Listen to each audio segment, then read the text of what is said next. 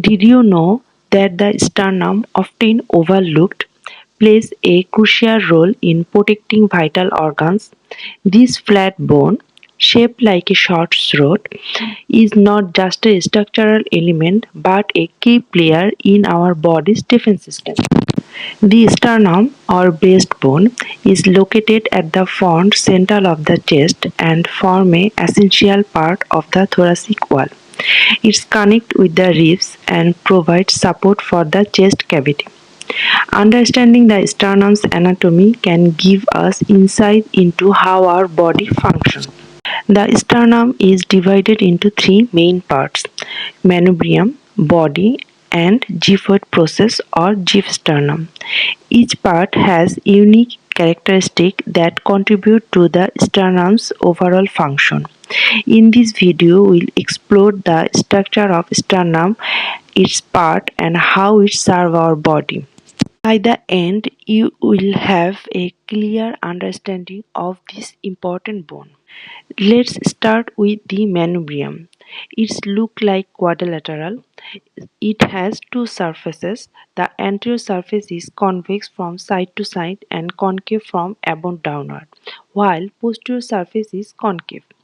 The border are featured the suprasternal notch or jugular notch, which is noticeable deep at the top. On each side, you will find the clavicular notches, where the collarbone connected. The inferior border of the manubrium joins the body of the sternum. Next, we have the body of the sternum. It is a longer, thinner, and narrower than the manubrium. The body also have two surfaces, anterior and posterior, and two lateral borders. This section articulate with the rib and provide stability to the chest area. Finally, there is a gyphoid process. This is the smallest part of the sternum, often cartilaginous in younger individuals and becoming bony with age. Its shape can vary significantly between individuals. Now, here are a few surprising facts about the sternum.